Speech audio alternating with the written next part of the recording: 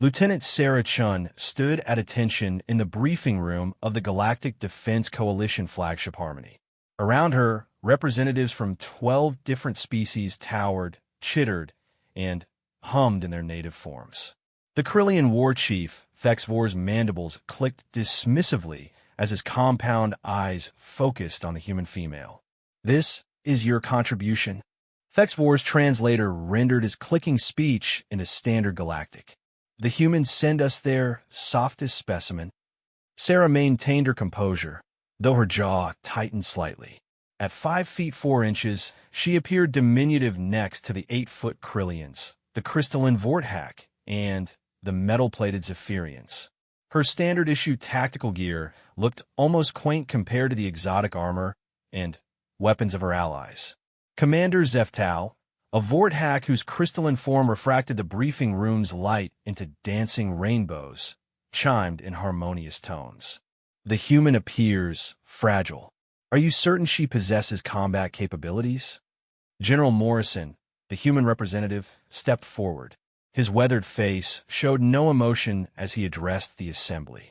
"Lieutenant Chun has been selected based on her unique qualifications.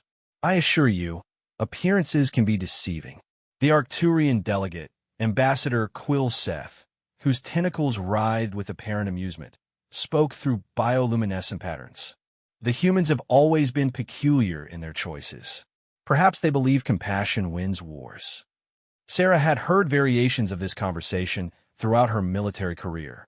In human space, her psychological warfare specialization was respected, even feared. But here, among species that valued physical prowess and technological superiority, her skills seemed irrelevant. The briefing hologram activated, displaying a three-dimensional map of the contested Meridian sector. Admiral Vexthal, a massive Garathi whose scarred carapace told stories of countless battles, gestured toward the display with one of his forearms. "The Devourers have established a forward base on Kepler, 442b. His gravelly voice rumbled through the translator. "Intelligence suggests they're preparing to launch a full-scale assault on the Terran colonies. Our combined fleet will engage their main force here, while special operations teams infiltrate their command structure." Thexvor's mandibles clicked again. "My warriors will lead the ground assault. The Vorthak will provide technological support. The Zephyrians will handle heavy weapons. But what purpose does the humans serve?" Sarah finally spoke, her voice calm and measured. "I'll be handling prisoner interrogation and psychological operations." The room erupted in what could only be described as alien laughter. The Krillians' clicking intensified, the Vorthak's crystal formations chimed discordantly, and the Garathi's rumbling took on a mocking tone. "Interrogation?" Thexvor's voice dripped with disdain. "Child, the Devourers feel no pain. They know no fear. They are bred for warfare and conquest.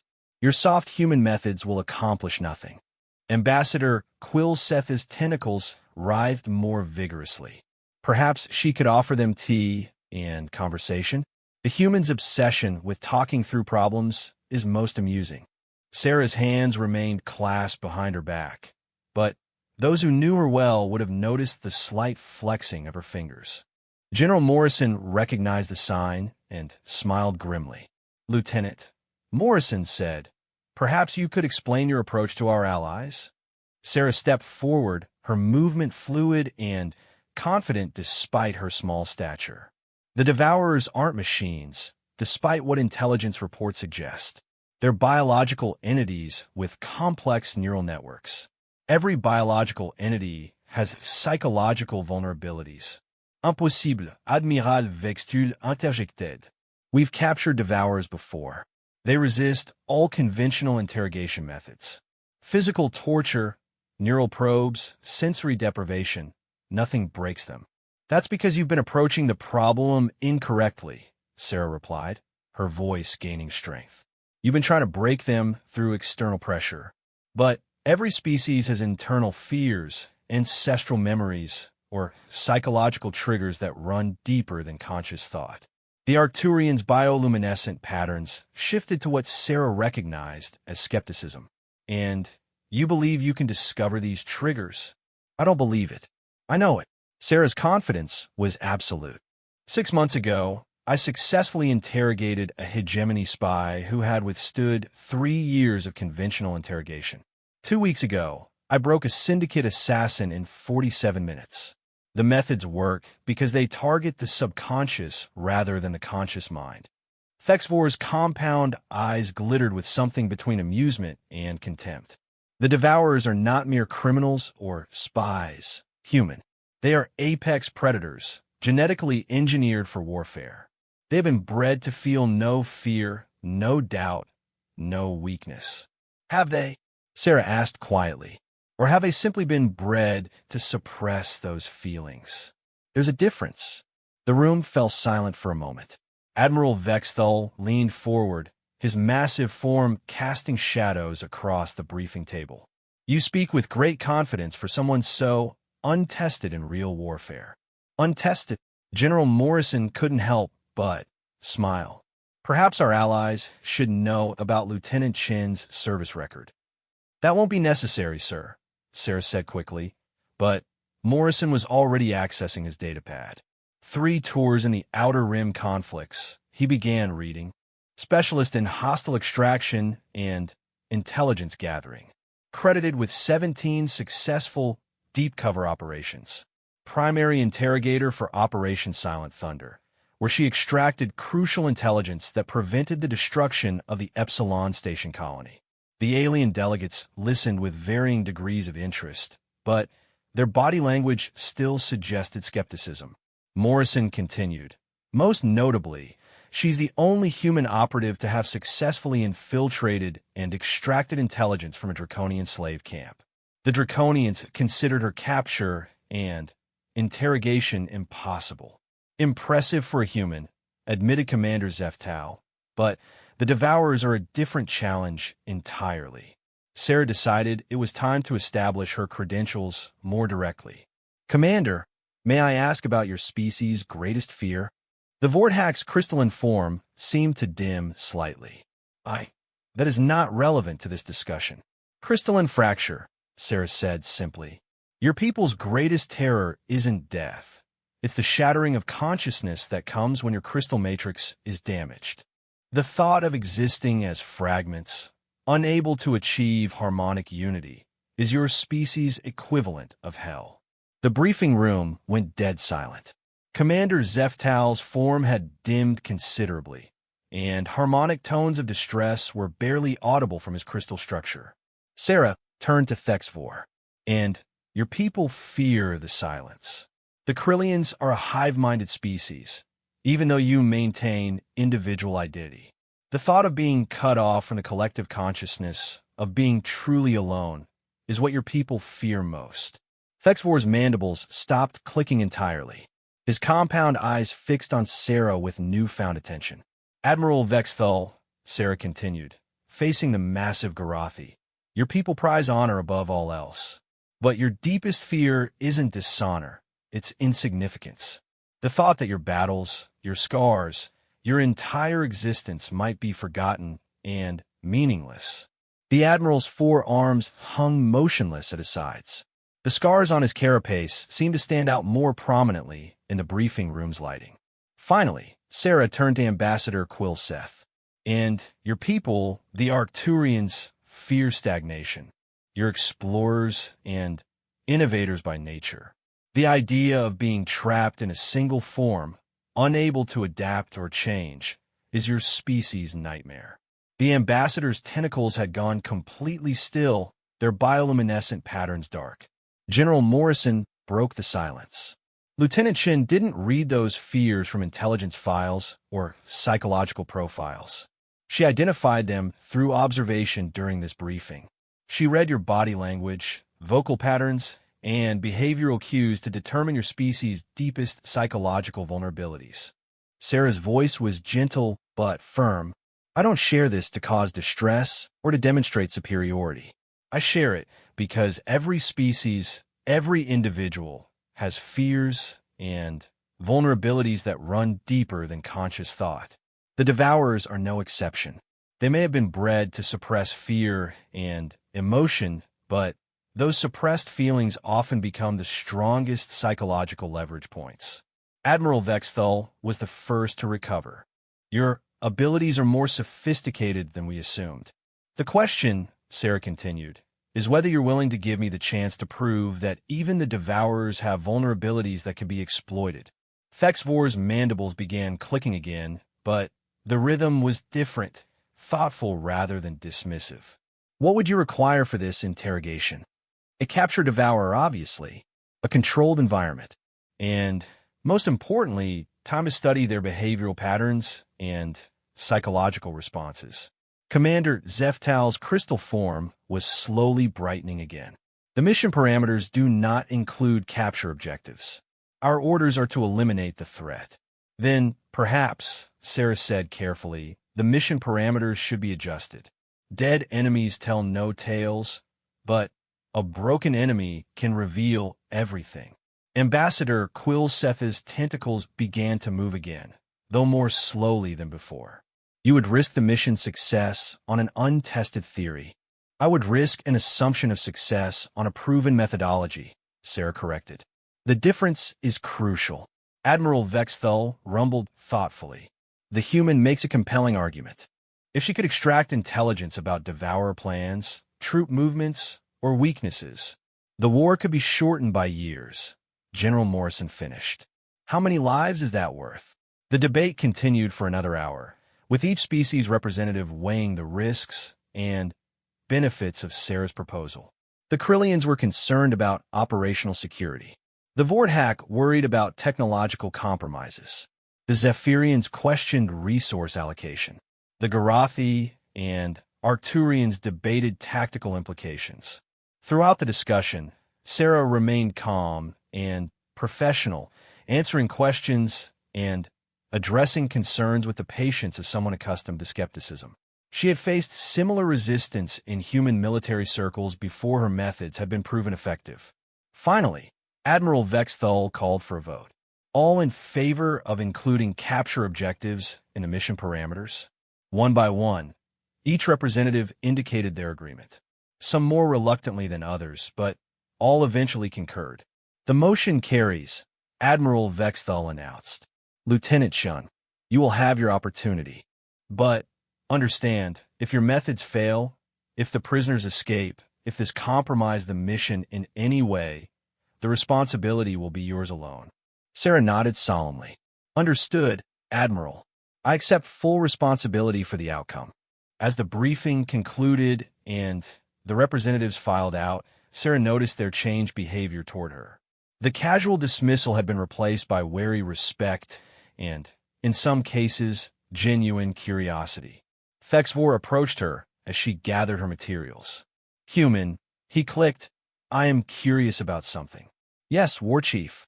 How did you know about our fear of silence? That knowledge is not common outside our species. Sarah smiled slightly.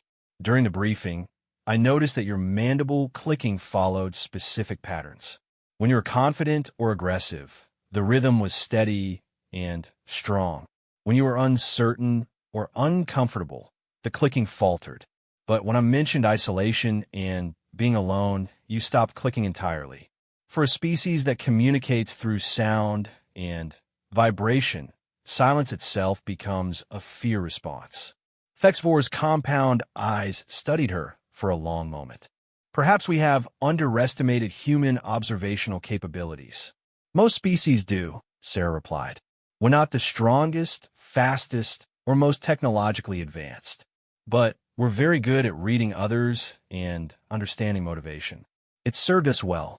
As Sarah left the briefing room, she felt the familiar mix of anticipation and responsibility that came before a difficult operation. The other species might see her as soft, but she knew the truth that General Morrison understood. Sometimes the softest approach could cut deeper than the hardest blade. The mission to Kepler 442b would test not just her skills, but humanity's approach to warfare itself. In a galaxy where might made right, Sarah-chan was about to prove that understanding could be the ultimate weapon. She had 48 hours before deployment, time enough to review every piece of intelligence on the Devourers, to study their biology and behavior, and to prepare the psychological tools that would soon earn her a reputation that would spread across the galaxy. The other species might have ridiculed the softest fighter, but they had no idea what storm was coming.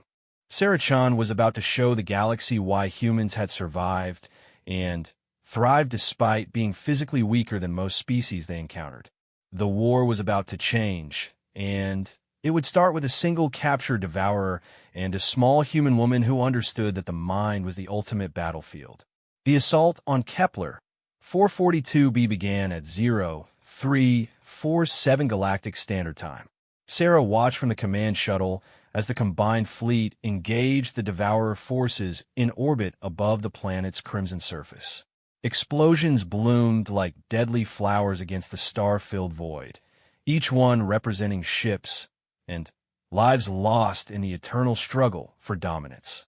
First wave successful, reported Captain Torres, the shuttle pilot. Planetary defenses are down. Ground teams are moving to their objectives. Sarah adjusted her equipment one final time. Unlike her alien allies, she carried no exotic weapons or heavy armor. Her gear consisted of medical scanners, neural interface equipment, and a variety of seemingly mundane items that most soldiers would consider useless in combat. Echo Team, report. Admiral Vexthal's voice crackled through the communications array from his command ship. Insertion complete, came Thexvor's response. Krillian warriors have secured the eastern perimeter. Devourer resistance is unexpectedly fierce. Vorthak contingent in position. Commander Zeftal chimed in. Their defensive technology is more advanced than intelligence suggested. We're encountering energy shields previously unknown. Sarah frowned as she listened to the reports. Each alien force was encountering heavier resistance than anticipated, which meant the Devourers had been preparing for this assault longer than anyone had realized. Gamma Squad, status report, Admiral Vexthal requested. Zephyrian heavy weapons teams engaged. Came the metallic voice of War Master Clanktish. Enemy forces are adapting to our assault patterns in real time. They're learning and countering our tactics faster than should be possible. The implications of that statement sent a chill through the command shuttle. Sarah had studied the intelligence reports extensively. The Devourers were supposed to be mindless killing machines, driven by hunger and aggression. If they were adapting and learning, Admiral, Sarah spoke into her communicator, request permission to accelerate my mission timeline. Negative, Lieutenant. Securing a capture target is secondary to the primary objectives. Sir, with respect, if the Devourers are demonstrating tactical intelligence beyond our estimates, then interrogation becomes critical, not secondary. A long pause filled the communications channel. Finally, Admiral Vexthal responded. What do you need? A small insertion team and updated battlefield intelligence. If I'm going to capture a Devourer intact, I need to understand how they're organizing their defenses. Granted, Captain Torres will provide transport. Sergeant Kane's squad is being diverted to assist you. 30 minutes later, Sarah found herself in a drop pod with 4 human Marines, descending through Kepler 442b's atmosphere toward the planet's surface. The landscape below was a nightmare of twisted metal and organic growths, where Devourer biotechnology had transformed the once hospitable world into something alien and hostile. Sergeant Kane, a veteran of the Rim Wars, checked his weapon one final time. Lieutenant, I gotta ask, how exactly do you plan to capture one of these things? From what I've seen in the briefings, they don't exactly surrender. Sarah studied the tactical display on her datapad. They don't surrender because they've never been given a reason to consider it. Every engagement with Devourers has been kill or be killed. We're going to try a different approach.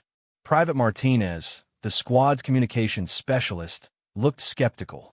What kind of different approach? We're going to capture a Devourer that wants to be captured, Sarah replied simply. The Marines exchanged glances that clearly said they thought their lieutenant had lost her mind. The drop pod struck the planet's surface with bone-jarring force, its retro thrusters firing to cushion the landing. As the doors hissed open, Sarah got her first real look at a Devourer-controlled world. The air was thick and humid, carrying scents of decay and something else, something organic but alien. Strange, pulsing growths covered the landscape like tumors, connected by veins of bioluminescent material that throbbed with an irregular rhythm. "Jesus," whispered Corporal Kim, the squad's heavy weapons specialist. "It's like the whole planet's alive."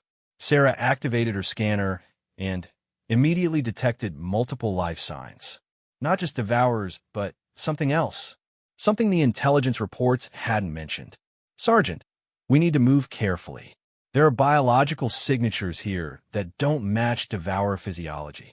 Kane nodded and signaled for his squad to advance in tactical formation. Sarah followed, her medical scanner providing a constant stream of data about the alien environment. As they moved deeper into the transformed landscape, Sarah began to notice patterns in the bioluminescent networks. The pulsing wasn't random. It was rhythmic, almost like a heartbeat. More importantly, the rhythm was accelerating as they approached certain areas. "It's a detection system," she realized aloud. "The entire planet's surface has been turned into a sensory network." "Which means they know we're here," Kane replied grimly. "Not necessarily," Sarah said, studying her scanner more carefully. "The network is reacting to us, but it might not be communicating our exact location. If the response is purely biological, there might be a delay in processing." She was proven right when the first devourer appeared. It emerged from what had looked like a simple rock formation, its chitinous exoskeleton gleaming wetly in the alien light. Standing nearly 7 feet tall, the creature was a nightmarish fusion of insect and crustacean, with razor-sharp claws and mandibles that dripped with acidic saliva. But Sarah noticed something the intelligence reports had missed. The creature's compound eyes weren't fixed on the Marines. They were scanning continuously, as if searching for something specific. "Hold your fire," she ordered quietly. "Mom." Sergeant Kane's finger was already on his trigger. "Trust me. Watch its behavior."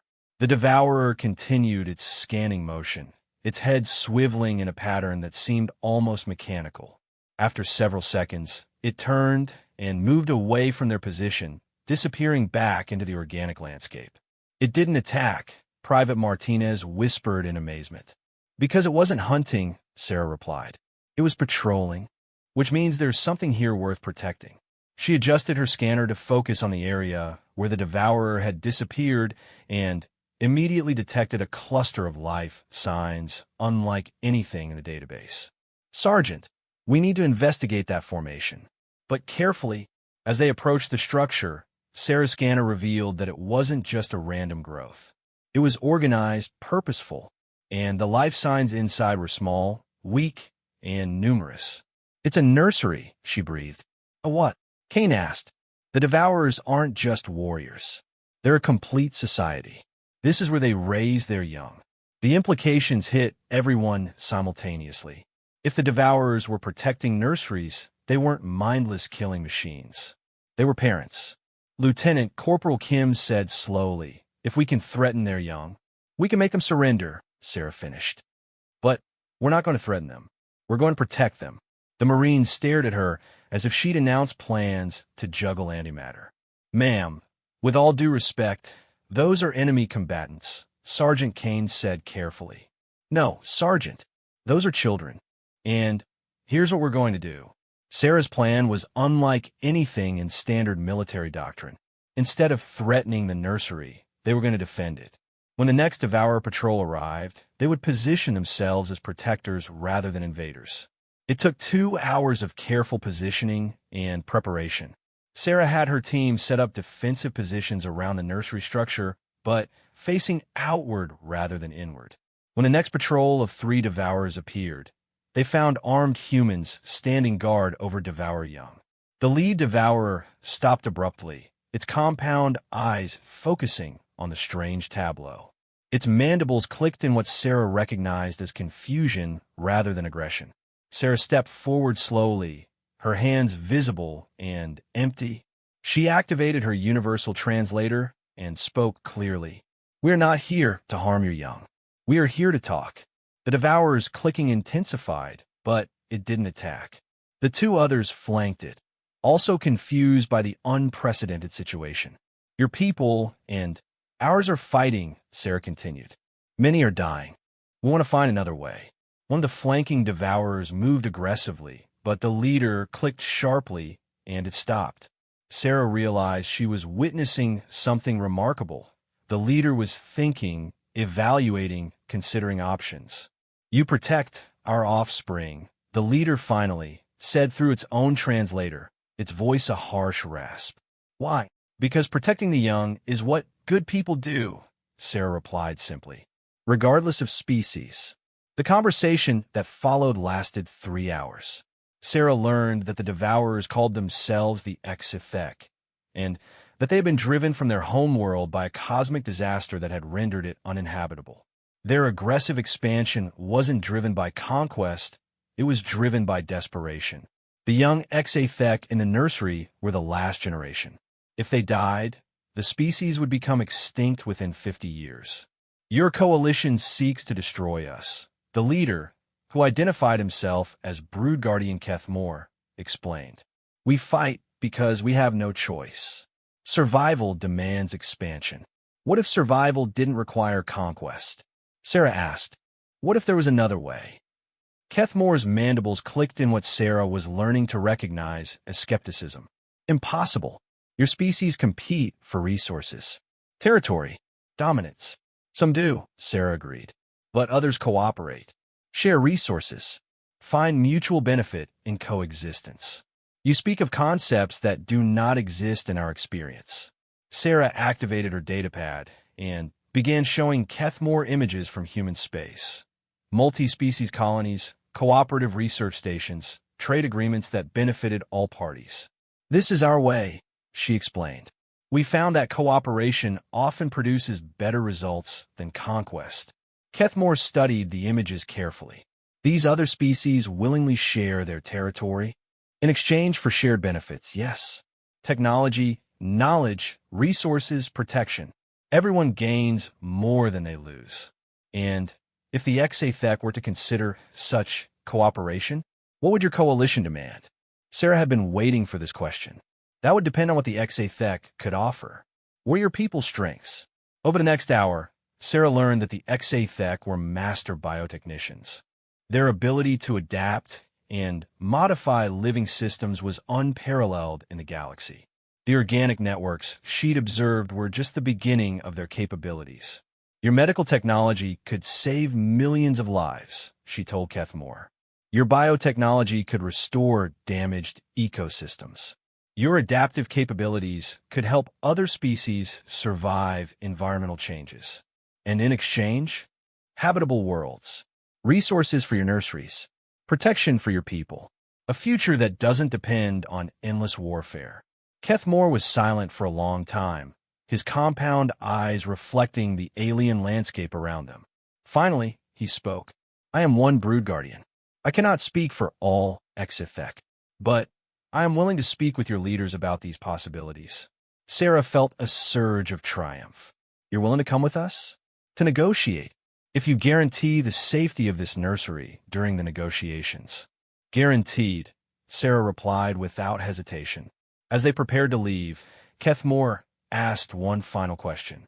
Why did you choose to protect rather than threaten? Your military doctrine would suggest hostage-taking as more effective.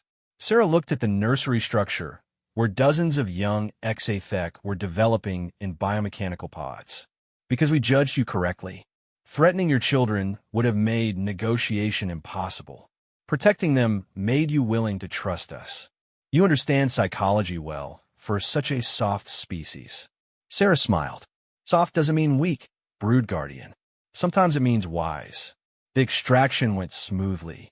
Admiral Vexthal was initially skeptical of Sarah's prisoner, but when Kethmore began sharing intelligence about HFY capabilities and motivations, the value became apparent.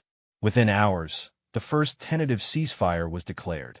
The other alien delegates who had mocked Sarah's soft methods were now eager to understand how she had accomplished the impossible. But Sarah knew this was just the beginning. Convincing one brood guardian was different from convincing an entire species. The real test was still to come. As she prepared for the next phase of negotiations, Sarah reflected on the day's events. The other species had expected her to break the enemy through force or psychological torture. Instead, she had found common ground through understanding and compassion. It was a very human approach to problem solving, and it was about to change the course of the war. The galaxy was about to learn that the softest fighter could accomplish what the hardest warriors could not. She could turn enemies into allies. But first, she would have to survive the challenges that lay ahead. 6 months after first contact with Brood Guardian Kethmore, Sarah Chun found herself in the most unlikely place in the galaxy. The Exathek homeworld of Exivell Prime, standing before the grand assembly of Brood Guardians as they debated the future of their species. The negotiations had not been easy. 3 separate attempts at peace talks had failed when hardline factions from both sides had attempted to sabotage the proceedings.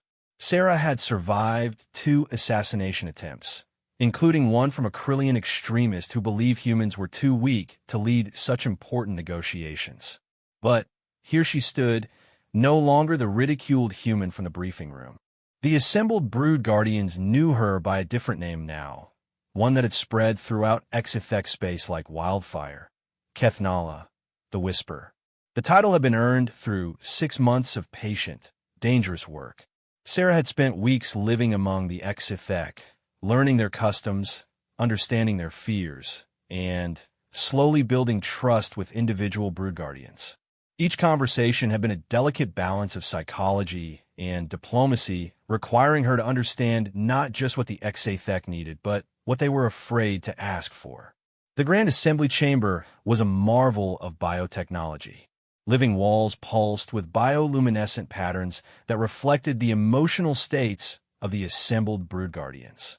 The floor was a complex organism that absorbed vibrations and converted them into harmonic frequencies, creating a natural translation system that allowed multiple species to communicate.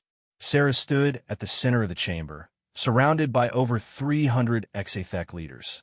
Their compound eyes reflected the chamber's living lights, creating a sea of rainbow fractals that would have been beautiful if not for the tension that filled the space. Kethnala spoke Prime Brood Guardian Vashtek, the eldest and most respected leader of the Exathek. You have asked us to trust in cooperation over conquest. You have shown us images of your multi-species colonies and spoken of mutual benefit. But words are easy. Actions require sacrifice. Sarah nodded respectfully. She had learned that the Exathek valued directness, but also respected careful thought. Prime Brood Guardian, you speak truth. Words without action are meaningless. That is why I come before you today, not with more promises, but with proof. She activated her holographic projector, and the chamber filled with images from the past 6 months. The first showed the experimental colony on Kepler, 442b, where human engineers worked alongside Exathek biotechnicians to transform the war-damaged world into something new. This is what cooperation has achieved, Sarah said, her voice carrying clearly through the chamber's acoustic systems. Human technology combined with Exathek biology has restored 17 damaged ecosystems. The atmospheric processors that would have taken us decades to build were completed in months using your adaptive organisms. The images shifted to show the medical facilities that had been established. Exathek healing biotechnology has saved over 50,000 lives in the past 4 months. Coalition medical teams working with Exathek bioengineers have developed treatments for 17 previously incurable diseases. Murmurs ran through the assembly, the bioluminescent walls shifting to display patterns of interest and surprise. But Brood Guardian Shexval, leader of the military faction, stood and clicked aggressively. You show us successes, Kethnala, but you do not address our fundamental need. The Exathek require expansion to survive. Your cooperation provides comfort, but not the territory our offspring need. Sarah had been waiting for this challenge. Brood Guardian Shexval, you speak of territory as if it were a limited resource. But what if territory could be created rather than conquered? The chamber fell silent. The concept was so foreign to Exathek, thinking that it took several seconds for the translation systems to properly convey the meaning. "Explain," commanded Prime Brood Guardian Vashtek. Sarah's holographic display changed to show stellar maps. The galaxy contains thousands of worlds that are currently uninhabitable, but could be terraformed. Dead worlds, toxic worlds, worlds with the wrong atmospheric composition. To most species, these are worthless. To the Exathek, they are opportunities. The display zoomed in on specific systems. Your biotechnology can adapt to environments that would kill other species. More importantly, you can transform those environments. What other species see as wasteland, you can see as raw material. Brood Guardian Keth Moore, who had become one of Sarah's strongest allies, stood to speak. The whisper suggests transformation rather than conquest. But transformation requires time, resources, and trust that we will not be attacked while vulnerable. Which brings us to the real proposal, Sarah said, calling up the final set of images. Not just cooperation, but integration. The Galactic Defense Coalition doesn't just want to make peace with the Exathek. We want to invite you to join us. The chamber erupted. Bioluminescent patterns flashed across the walls in chaotic colors as hundreds of Brood Guardians clicked, chittered, and buzzed simultaneously. The concept of joining their former enemies was so radical that many couldn't process it immediately. Prime Brood Guardian Vashtek raised his upper limbs for silence. "You propose that we become part of your coalition? That Exathek serve alongside those who sought our destruction. I propose that the coalition becomes something new," Sarah replied. "Not a human-dominated alliance, but a true multi-species confederation. The Exathek would not be junior partners. You would be founding members of something unprecedented in galactic history." She gestured to the holographic display, which now showed organizational charts and governmental structures. Imagine a confederation where Krillian tactical expertise combines with Vorthack technology, where Garathi military experience merges with Zephyri manufacturing capabilities, where Arcturian exploration knowledge blends with human diplomacy, and where Exathek biotechnology transforms entire worlds. Brood Guardian Texmore, leader of the science cast, stood slowly. "You describe a level of cooperation that has never existed between species. What makes you believe such integration is possible?" Sarah smiled, and, for the first time in the negotiations, she spoke from personal experience rather than prepared statements. "Because 6 months ago, I was standing in a briefing room where representatives from 5 species mocked humans as too soft for real warfare. They couldn't imagine that our approach could be effective. Today, those same species are eager to understand human psychological techniques because they've seen the results." She paused, letting her words settle before continuing. "Change is possible," Brood Guardian Texmore. "Not easy, not quick, but possible. The question is whether we're brave enough to try." The debate that followed lasted 18 hours. Sarah listened as Brood Guardians argued about resources, territory, honor, survival, and identity. She observed the bioluminescent patterns on the walls, learning to read the emotional undertones of the assembly. What she saw gave her hope. Beneath the arguing and posturing, she could detect patterns of curiosity, cautious optimism, and genuine interest in the possibilities she had presented. When the formal debate concluded, Prime Brood Guardian Vashtek called for private deliberation. Sarah was escorted to a waiting chamber where she could rest while the Brood Guardians made their decision. The waiting chamber was a masterpiece of Exathek biotechnology. The walls were alive, responding to Sarah's presence by adjusting temperature, humidity, and lighting to optimal human comfort levels. It was a small gesture, but it demonstrated the Exathek attention to detail and their capacity for consideration of other species' needs. As she waited, Sarah reflected on the journey that had brought her here. From the mocking laughter in the coalition briefing room to standing before the most powerful leaders of a former enemy species, arguing for integration rather than domination. She thought about the other human negotiators who had questioned her methods. Traditional diplomacy relied on leverage, on having something the other side wanted or feared to lose. Sarah's approach had been different. She had focused on understanding what the other side truly needed, then finding ways to meet those needs while achieving her own objectives. It was a fundamentally human approach to problem solving based on empathy and creative thinking rather than power and intimidation. And it had worked. A soft chime indicated that the deliberation was concluding. Sarah straightened her uniform and prepared for the verdict that would determine the future of two civilizations. When she was escorted back to the assembly chamber, the bioluminescent walls displayed a pattern she had never seen before.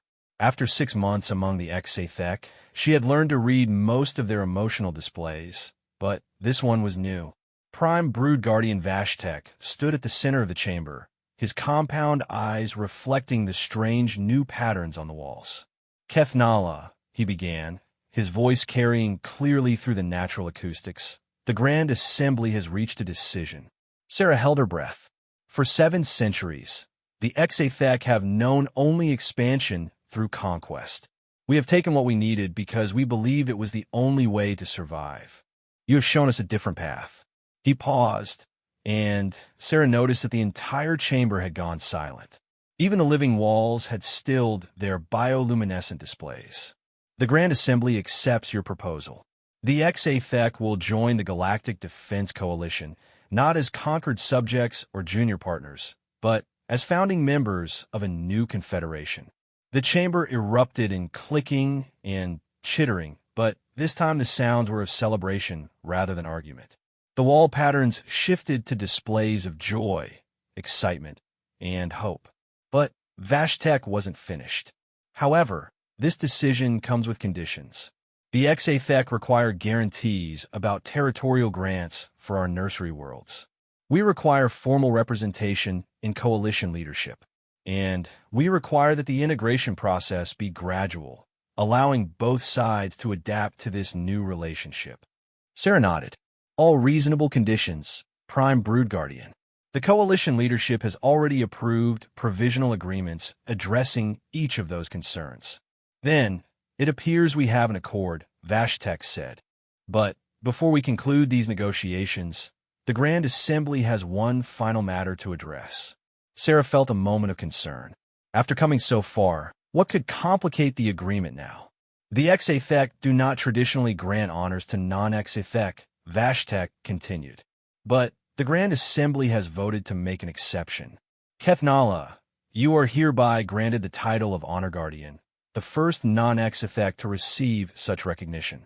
You will forever be welcome in any HFY territory, and your counsel will always be valued by our people.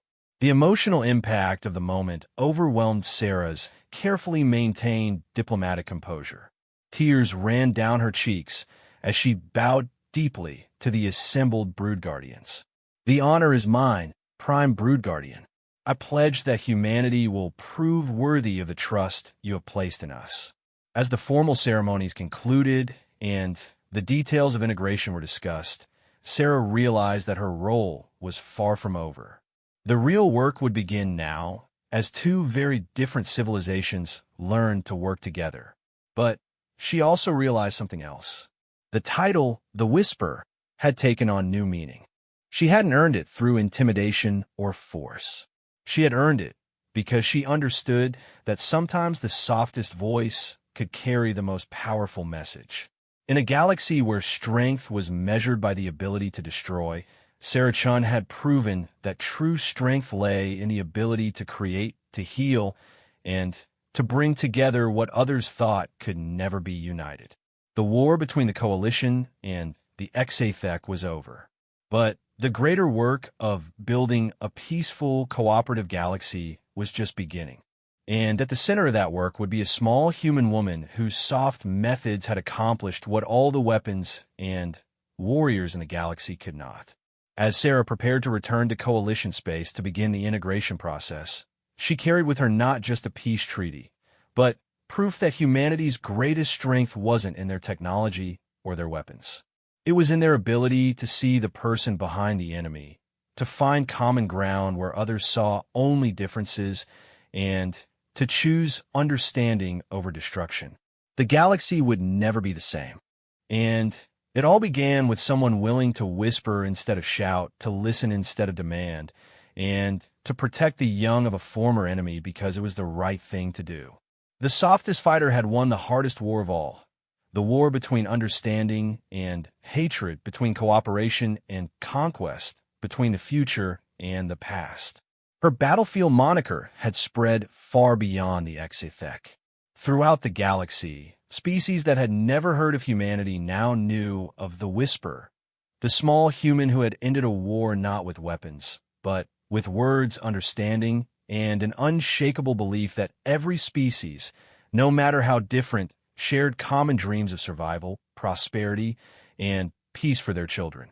It was the most human victory imaginable, and it would be remembered long after the last star burned out.